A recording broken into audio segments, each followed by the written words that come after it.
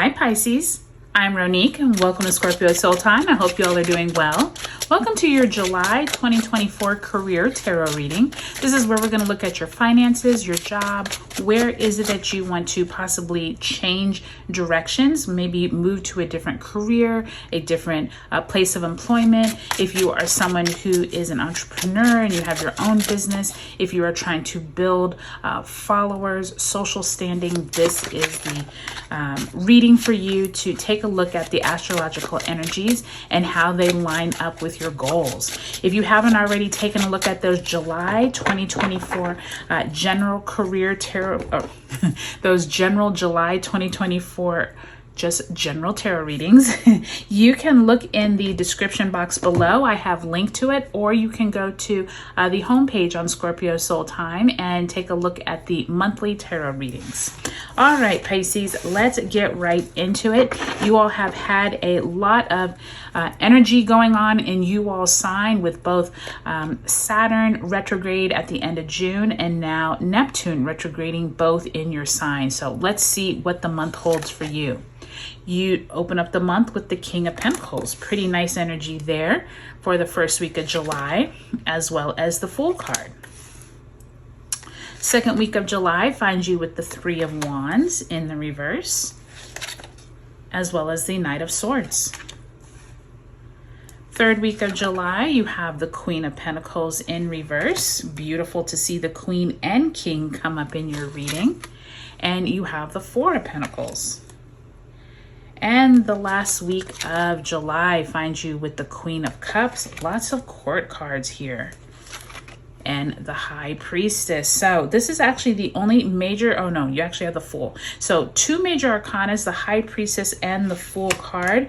Possibly some type of intuitive insight coming in this month for you, Pisces. Really glad to see all of this positive direction though for you in your career. I can already see it starts off on a really bright note there. So let's go ahead and pull a card representing the month of June. Spirit, if you can send my Pisceans a card representing the energy they are bringing into the month of July.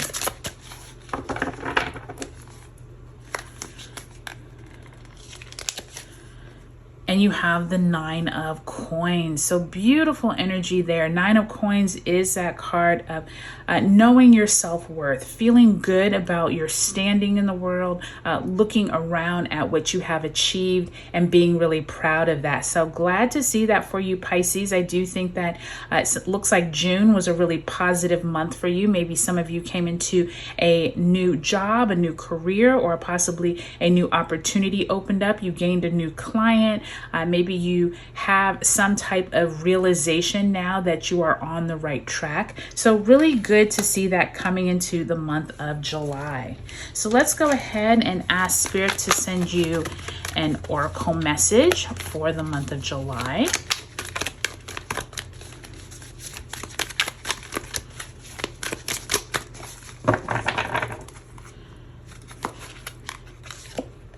And you have Solitude. So this is the Hermit energy here, Pisces. For some of you, this could be a really good month to take some time out for yourself. I do think that many of you all have been grinding, if you will, on your job or what it is that you are trying to accomplish. And this Solitude is reminding you that this month, take some time out for yourself. Take some time to retreat away from all the noise. If you're able to take a vacation or possibly just get away for a day or even an hour. Like I always find at lunchtime, it's nice to just go and be on your own, not have all the minutia of noise around you if possible. So Solitude this month is going to really be helpful. And I do think that that's right in alignment with that High Priestess. Taking some time to tap into your intuition, possibly meditating, could be really helpful for you this month. Now, when I look over your cards, Pisces, really positive month. You do not have any cards that are looking like they are tumultuous. We had a lot of signs having the Tower card or having the Ten of Swords, like having just these cards that are like finality, major things. You all start off with the King of Pentacles, the Fool, and the Knight of Swords and Three of Wands the first half of the month. So already see lots of movement. Be prepared for conversations around money. You could be starting a new job this month with that Fool card, or you could be thinking of new ways to bring in money that first half of the month, and things are really clicking along for you. I do think it's interesting though that you got the King and the Queen of Pentacles, one in the upright and one in the reverse. Could suggest some type of, not necessarily fighting, but maybe conversations around money that two people are not seeing eye to eye. And this definitely could be a board, like important people on a board sitting, possibly having differing views. By the time you end the month, you have that Queen of Cups and a High Priestess. So some type of intuitive feminine energy coming in there. And it does look like between, you have 1, 2, 3, 4 court cards. So this could definitely be some higher ups. If you are on a managerial executive team, this definitely could be you, or you being affected by a board. As we come out of the month of June, we did have that Saturn retrograding in Pisces, and now we start off July here on the 2nd with Neptune retrograde in Pisces, and Mercury enters Leo on the 2nd, new moon in Cancer on the 5th. During this time, I do think that you all are stepping into a new opportunity. If this has not come up yet, Pisces, know that it's on the way.